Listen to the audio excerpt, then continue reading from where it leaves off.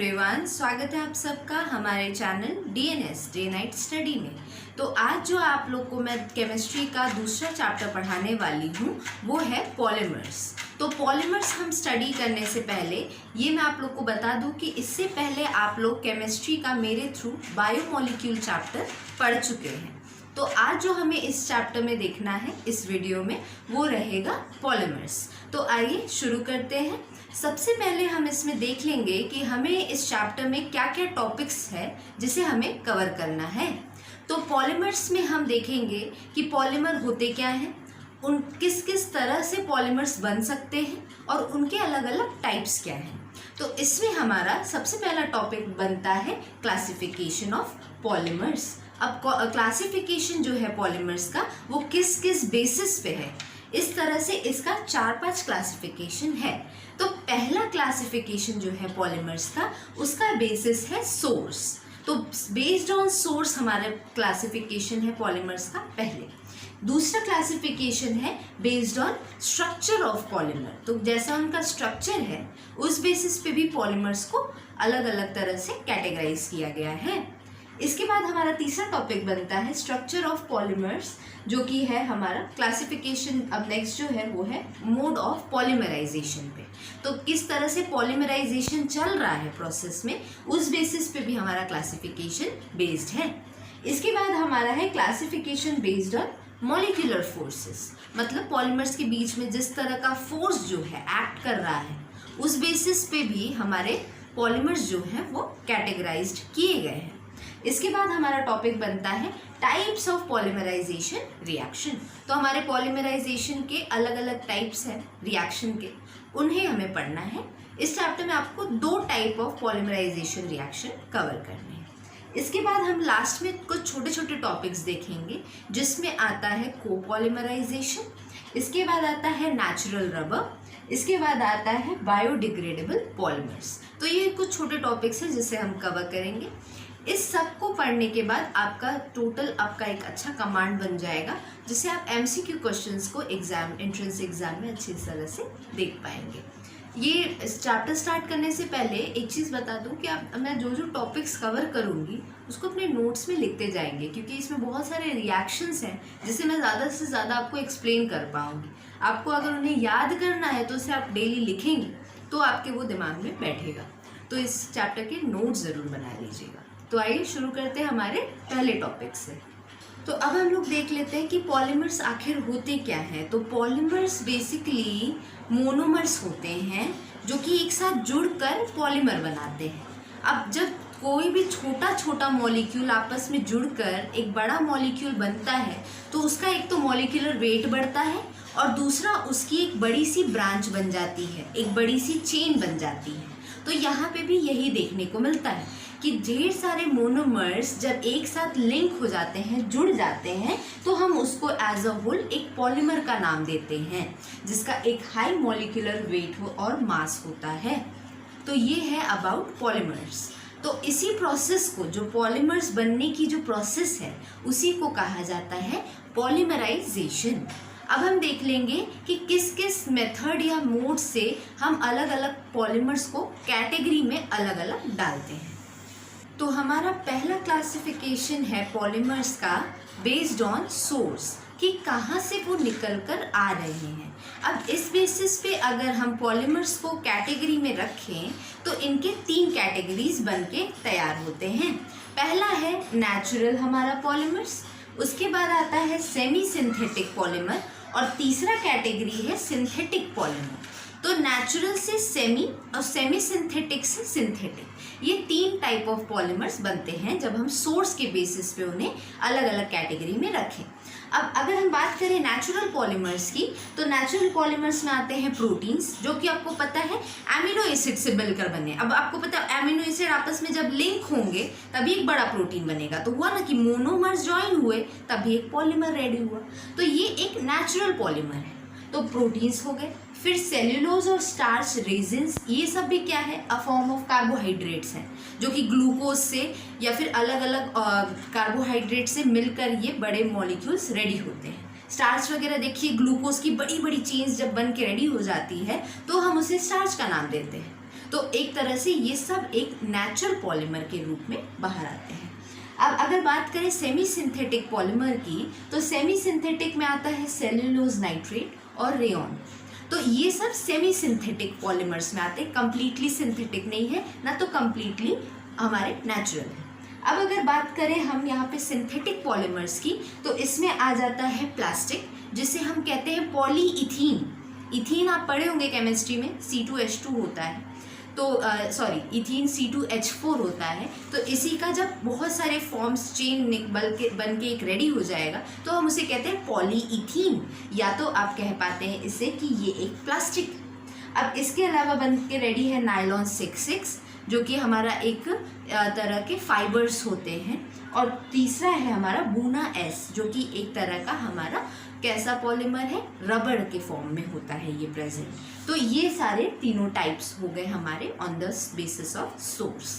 अब आप इसमें याद रखेंगे कि किस कैटेगरी में क्या एग्जाम्पल आता है, क्योंकि यहीं से आपके MCQ क्वेश्चन बनेंगे। अब नेक्स्ट टॉपिक है हमारा क्लासिफिकेशन है based on structure of polymer, कि इनकी बनावट कैसी है, उस बेसिस पे हमारे जो पॉलीमर्स हैं इनकी 3 कैटेगरी बनी है। पहला कैटेगरी है लीनियर पॉलीमर, दूसरी है ब्रांच्ड चेन पॉलीमर, और तीसरी है क्रॉस लिंक्ड या नेटवर्क पॉलीमर। अब इनके नाम से ही समझ में आ रहा होगा कि सिंपल से कॉम्प्लेक्स स्ट्रक्चर बन रहा है। अब इसी स्ट्रक्चर के ही बेसिस पे इनका क्लासिफिकेशन अलग अलग किया गया है। अब अगर हम इसमें सबसे पहले बात करें लीनियर पॉलीमर्स की, तो linear polymer straight chain structure होता है, उसमें कोई भी ब्रांचेस नहीं होंगे, सिंपली एक ऐसी सिंपल सी लंबी सी चेन होगी। तो ये चेन देखने को मिलती है। अब इसी चेन में जब ब्रांचेस लग जाते हैं तो हम इनको ब्रांच चेन पॉलीमर कहते हैं। और यही लीनियर चेन्स ढेर सारे आ जाएं और इनके बीच में ढेर सारा बॉन्ड फॉर्मेशन हो जाए, तो हम इसको कहते हैं क्रॉस चेन या फिर नेटवर्क पॉलीमर्स।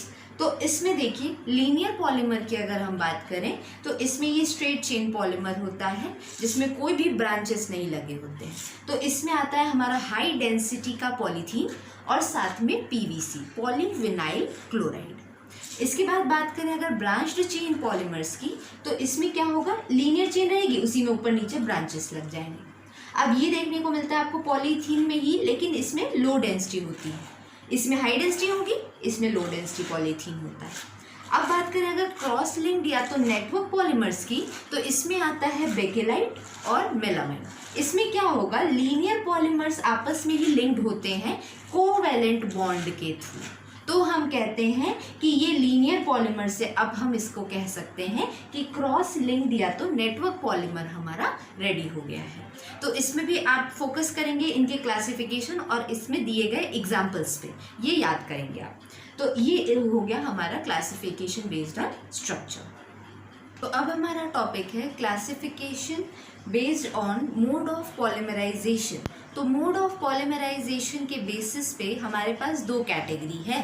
पहली कैटेगरी है हमारे पास एडिशन पॉलीमर्स की, और दूसरी कैटेगरी है हमारे पास कंडेंसेशन पॉलीमर की। तो किस तरह से पॉलीमराइजेशन होके क्या बन रहा है, पहले वाले में देखिए एडिशन मतलब ऐड होके जब एक नया पॉलीमर बनता है, मतलब ढेर सारे मोनोमर्स जब ऐड हो जाएं और एक नया पॉलीमर बन के रेडी हो जाए, तो इस तरह से हम लोग कह सकते हैं कि इस मोड ऑफ पॉलीमराइजेशन को हम कहते हैं एडिशन पॉलीमर। अब इससे मिलकर हमें यहाँ पे रेडी होता है पॉलीथीन, और दूसरा है यहाँ पे कंडेंसेशन रिएक्शन, जिसमें हम देखते हैं कि 2 तरह के जो अलग अलग कंपाउंड्स हैं, ये दोनों मिलकर एक नया प्रोडक्ट ऐसे देंगे कि हमेशा उसमें वाटर मॉलिक्यूल या तो अल्कोहल रिलीज होता है। इसमें एग्जाम्पल्स आ जाते हैं नायलॉन 6,6, जिसका प्रिपरेशन होता है हमारे कंडेंसेशन पॉलीमर की हेल्प से।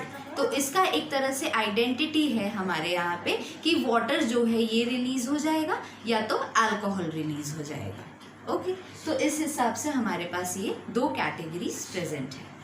तो अब हमारा नेक्स्ट टॉपिक है classification based on molecular forces, मतलब कि हम यहाँ पे ऐसे पॉलीमर्स देखेंगे जिनके बेसिस जो है वो ये है कि कितना स्ट्रॉन्ग फोर्स ऑफ अट्रैक्शन है मॉलिक्यूल्स के बीच में। जितना तेज़ी से एक दूसरे के बीच में अट्रैक्शन होगा, उतनी ही तेज़ी से उनका एक स्ट्रॉन्ग बॉन्ड बनेगा और उतने ही वो मजबूत बनेंगे। जबकि दूसरे केस में अगर वीक बॉन्ड है तो वो उतने ही कमज़ोर या तो सॉफ्ट होंगे। अब देखें अगर मॉलिक्यूलर फोर्सेस के बेसिस पे पॉलीमर्स को, तो हमारे पास टोटल यहाँ पे 4 कैटेगरीज है। इसमें सबसे पहली कैटेगरी है इलास्टोमर्स, फिर आते हैं फाइबर्स, फिर आते हैं थर्मोप्लास्टिक्स और लास्ट में आते हैं थर्मोसेटिंग प्लास्टिक्स। अब अगर इलास्टोमर्स की बात करें तो इनके बीच काफ़ी वीक फोर्स ऑफ अट्रैक्शन होता है। अब इसके वजह से ये काफ़ी सॉफ्ट या तो कमज़ोर होते हैं। इसके एग्जाम्पल्स में आता है रबर और बूनायर्स। इसके बाद आते हैं फाइबर्स। फाइबर्स के बीच हमेशा एक स्ट्रॉन्ग फोर्स ऑफ अट्रैक्शन होता है, जिसके वजह से ये कपड़े बनाने में, साथ साथ में नायलॉन 6 इन सब के फॉर्मेशन में ये काम आते हैं।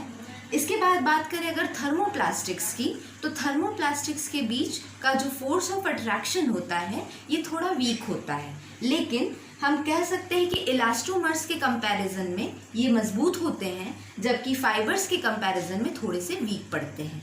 तो हम कह सकते हैं कि इलास्टोमर्स सबसे वीक पड़ते हैं, उसके बाद थर्मोप्लास्टिक्स आते हैं, इसके बाद फाइबर्स आते हैं। तो थर्मोप्लास्टिक्स में हम एग्जाम्पल में देखते हैं पॉलीथीन वगैरह।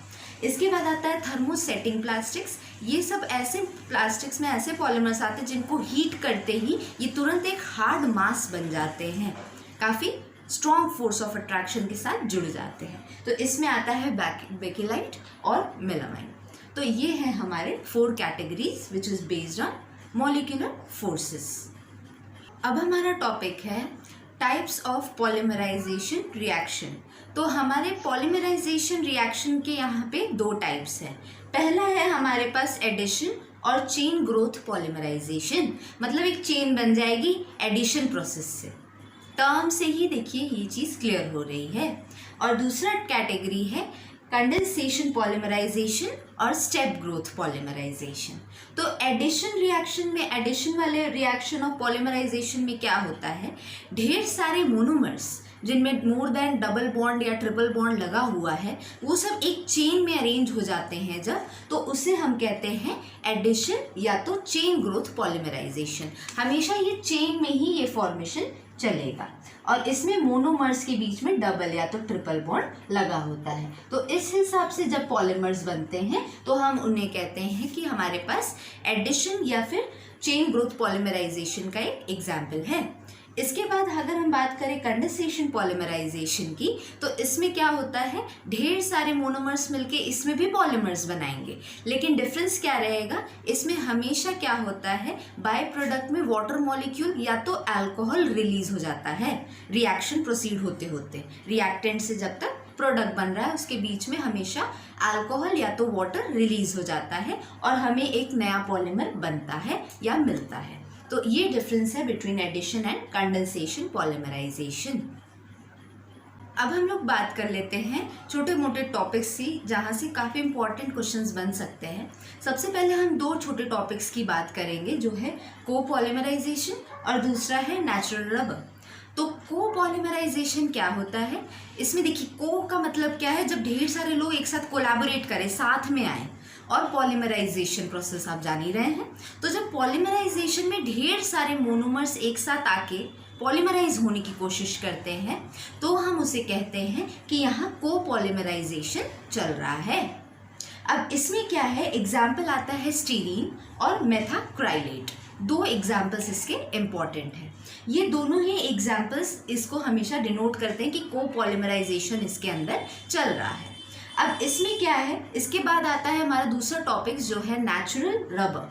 अब नेचुरल रबर जो है, इसका केमिकल फॉर्मूला है हमारा cis1,4 पॉलीआइसोप्रीन। तो हमारा जो ये आइसोप्रीन है, इसी से हमारा ये जो पॉलीमर है जिसे आप नेचुरल रबर कह रहे हैं, ये ऑब्टेन होता है। और प्लांट के ये रबर लैटेक्स या तो कह लीजिए कोलॉइडल सस्पेंशन है वाटर के अंदर रबर का, वही कहलाता है रबर लैटेक्स। तो रबर लैटेक्स से ही निकलकर हमारा ये नेचुरल रबर जो है ये रेडी होता है।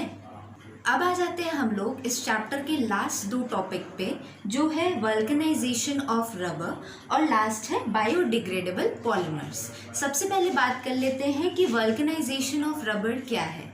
ये जो है इस प्रोसेस में क्या होता है, कच्चा जो है रबड़, रॉ रबड़ और साथ में सल्फर, इन दोनों को मिलाकर इस टेम्परेचर पे हीट करके एक रबड़ तैयार किया जाता है जिसे कहा जाता है वल्कनाइज्ड रबर। और इसका जो टेम्परेचर है वो है 373 केल्विन टू 415 केल्विन।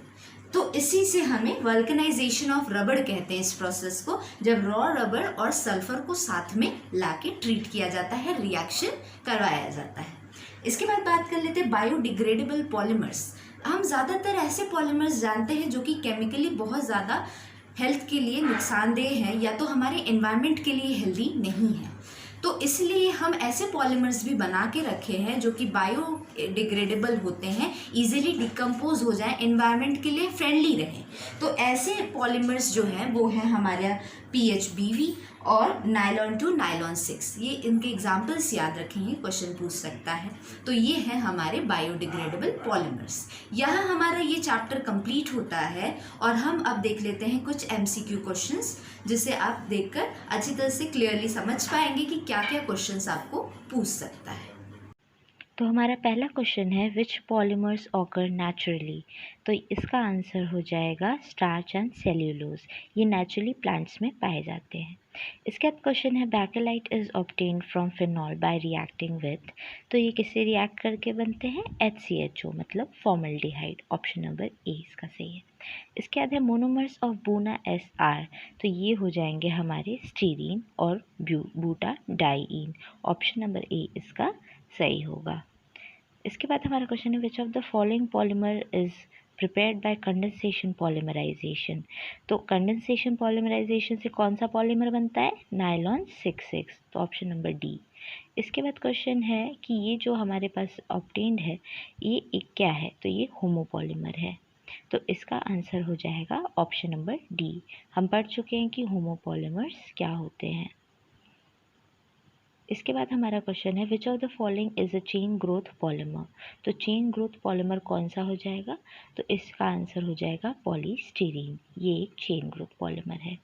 इसके बाद हमारा क्वेश्चन है nylon threads are made of. तो नायलॉन थ्रेड्स किसके बने होते हैं, पॉलीएमाइड पॉलीमर से।